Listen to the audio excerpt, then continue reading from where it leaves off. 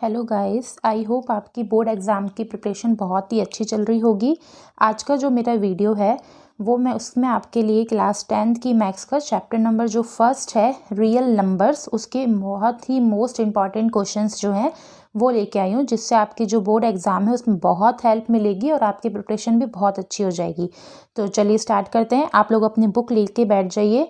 अब मैं आपको जो क्वेश्चंस बताती जाऊँगी, चाहिए तो आप अपनी बुक में टिक मार्क कर दीजिए। ठीक है, तो देखिए एक्सरसाइज जो 1.1 है, ठीक है, चैप्टर नंबर 1 है रियल नंबर। एक्सरसाइज इसकी 1.1 है, वो तो डिडक्ट हो चुकी है तो इसमें से कोई इंपॉर्टेंट नहीं है। एक्सरसाइज जो 1.2 है उसका क्वेश्चन नंबर जो फर्स्ट है उसका पॉइंट नंबर थर्ड ये आपको करना है एंड पॉइंट नंबर फोर्थ ये, ठीक है। क्वेश्चन नंबर जो सेकंड है उसका पॉइंट नंबर सेकंड आपको करना है। क्वेश्चन नंबर थर्ड का पॉइंट नंबर थर्ड करना है and question number fourth and seventh ये पूरा करना है, ठीक है। और जो एक्सरसाइज 1.3 है उसमें क्वेश्चन नंबर सेकंड आप लोगों को करना है एंड क्वेश्चन नंबर थर्ड का फर्स्ट पॉइंट आप लोगों को करना है, ठीक है। एंड एक्सरसाइज जो 1.4 है ये तो आपकी रिडक्ट हो चुकी है, तो आगे देखते हैं। उसके बाद जो अब एग्जाम्पल्स हैं, क्योंकि आपकी एक्सरसाइज जो है वो 1.4 तक ही है, एग्जाम्पल्स में से भी बहुत सारे क्वेश्चंस आते हैं। तो आपके इस चैप्टर के कौन कौन से एग्जाम्पल हैं जो मोस्ट हैं वो ये हैं 5, 8, 9 और 10, ठीक है। Example number 5, example number 8, 9 and 10 ये आपके जो एग्जाम्पल्स है ये आपको करके जाने हैं, ठीक है। और इसके अलावा इस चैप्टर में और क्या पूछा जा सकता है, उसमें जो सैम्पल पेपर के अकॉर्डिंग होते हैं, जो आपके बोर्ड में मोस्ट इंपॉर्टेंट बार बार पूछे गए हैं क्वेश्चंस, वो भी आज मैं आप लोगों के लिए लेके आई हूँ। तो चलिए अब उन क्वेश्चंस को देखते हैं कि वो क्वेश्चन कौन से हैं। देखिए क्वेश्चन नंबर जो फर्स्ट है, what is the least number that divisible by all the natural numbers from 1 to 10। अब आपको इसमें क्या पूछा गया है, इसमें आपको ये बताना है कि कौन सा लीस्ट नंबर। अब लीस्ट नंबर कौन होता है, जो सबसे कम होता है, ठीक है। तो लीस्ट नंबर आपको बताना है जो डिविजिबल हो जाए ऑल द नेचुरल नंबर, सारे नेचुरल नंबर जो 1 to 10 तक के हैं। अब इसके 1 to 10 तक के बीच में से आपको लीस्ट नंबर बताना है। तो इसका सिंपल तरीका ये है कि आप ऑप्शन के बेस पे भी इसको कर सकते हैं एंड सेकंड तरीका भी है, वो भी आपको मैं समझाऊंगी। पहले फर्स्ट तरीका देख लीजिए। सबसे पहले क्या करना है आपको, अब आपको ऑप्शन के बेस पे देखना है। अब ये ऑप्शन जो आपका फर्स्ट ऑप्शन है 100 है, तो आपको 1 to 10 तक की जितने भी नंबर हैं उसमें ये 100 आना चाहिए। तो फर्स्ट नंबर है 1, 1 में तो 100 आता ही है। 2 भी 100 से डिविजिबल होता है, लेकिन 300 से डिविजिबल नहीं होता, तो ये आपका ऑप्शन सही नहीं होगा, ठीक है। तो ये हो गया रॉन्ग। सेकेंड पॉइंट है 1260, ठीक है। तो अब ये देखते हैं किस किस से डिविजिबल होगा। 1 से तो होगा ही, 2 से भी होगा, ये 3 से भी होगा एंड 4 से भी होगा, ठीक है। अब मैं कैसे पता कर रही हूँ, 1 से तो देखो वैसे ही होता है, 2 से तो लास्ट में अपन पहचानते हैं ना कि 0, 2, 4, 6, 8 होता है, तो वो 2 से डिविजिबल होते हैं, तो 2 से भी होगा। और 3 से कैसे पता करते हैं, तीनों जितनी भी डिजिट्स है सबका सम कर लीजिए, तो वो अगर 3 की टेबल से डिविजिबल होती है तो है।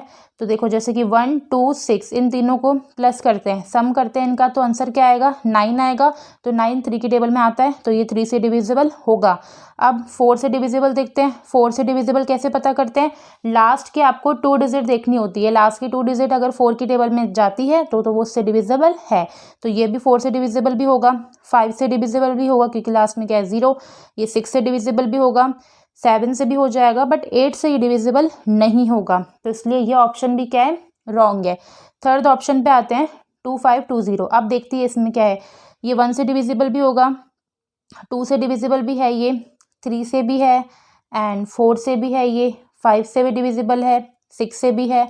तो ये है, ये एक ऐसा, यही डिजिट इसमें से ऐसी है जो सबसे डिविजिबल होगी, तो यही आपका करेक्ट आंसर होगा। इसके बाद आपको इस पॉइंट को तो देखना ही नहीं क्योंकि आपको 1 ही ऑप्शन बताना है, ठीक है।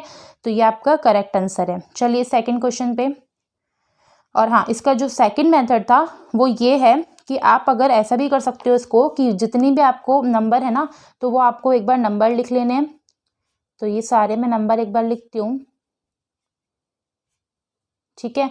ये सारे नंबर लिख के आपको इसका एलसीएम बताना है, ठीक है।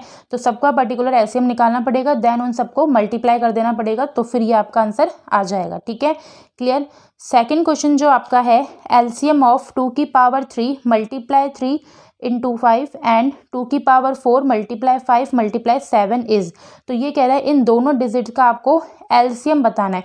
तो आप मुझे ये बताइए कि एलसीएम में अपन क्या लेते हैं, एलसीएम में कौन सी डिजिट लेते हैं, जो सबसे हाईएस्ट होती है, सबसे ज़्यादा बार आती है। ठीक है, तो आप देखिए यहाँ से 2 की पावर 3 है और 2 की पावर 4 है, तो यानी सबसे ज़्यादा बार वाला लेना है। तो 2 की पावर 4 लेंगे, मल्टीप्लाई यहाँ से 3 लेंगे, ठीक है, और 5 भी लेंगे 1 टाइम्स, और ये बचा 7, ये भी लेंगे। एलसीएम में आपको सारी डिजिट्स लेनी होती है, तो आपको पता ही होगा। इन सबको आप लोग मल्टीप्लाई कर दीजिए। देखिए आप मल्टीप्लाई करने पर आंसर आप लोगों का क्या आएगा,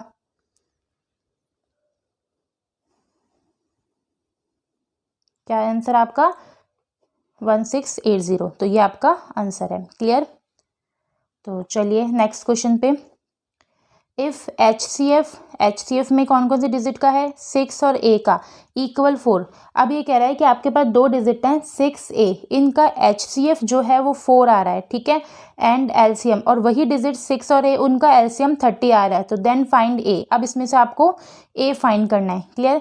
तो आपको एक फॉर्मूला तो इस चैप्टर में पता ही होगा, जो है एचसीएफ मल्टीप्लाई एलसीएम इक्वल ए इंटू बी। ये फॉर्मूला तो आपने पढ़ा ही है। अब देखिए एचसीएफ और एलसीएम कितना दे रखा है, एचसीएफ इसका 4 है, एलसीएम क्या है 30, इक्वल ए आपको फाइंड करना है, और बी की वैल्यू क्या दे रखी है 6, सॉरी ए की वैल्यू जो है वो 6 है, ठीक है, बी की वैल्यू जो है वो ए है, ठीक है। अब चलो इसको सॉल्यूशन करते हैं। 120 इक्वल 6 मल्टीप्लाई ए, तो ये डिवाइड में चला जाएगा, तो ए की वैल्यू क्या आ जाएगी 20। तो आपका करेक्ट ऑप्शन क्या हो जाएगा 20। क्लियर है, ठीक है। तो चलिए नेक्स्ट क्वेश्चन पे आते हैं। नेक्स्ट क्वेश्चन आपका है P and Q are two positive integers such that P equals to a की power 3 b and q equals to a b का whole square, where a and b are prime numbers. तो LCM आपको P Q का find करना है, ठीक है। तो अब आपको एलसीएम निकालना है। तो एलसीएम में मैंने आपको क्या बताया, सबसे ज़्यादा बार जो डिजिट आती है वो लेनी है, ठीक है। तो अब देखिए पी की वैल्यू क्या है आपकी ए क्यूबिक बी, और है ना क्यू की वैल्यू क्या है ए बी का होल स्क्वायर। तो अब आप देखिए ए बी के होल स्क्वायर को मैं ऐसे भी तो लिख सकती हूँ ना, ए स्क्वायर बी स्क्वायर, ठीक है। तो अब आप देखिए इसमें से आपको क्या बताना है, पी क्यू का एलसीएम बताना है। तो एलसीएम में मैंने अभी आपको फिर बताया था कि सबसे ज़्यादा बार जो डिजिट आती है वो ली जाती है।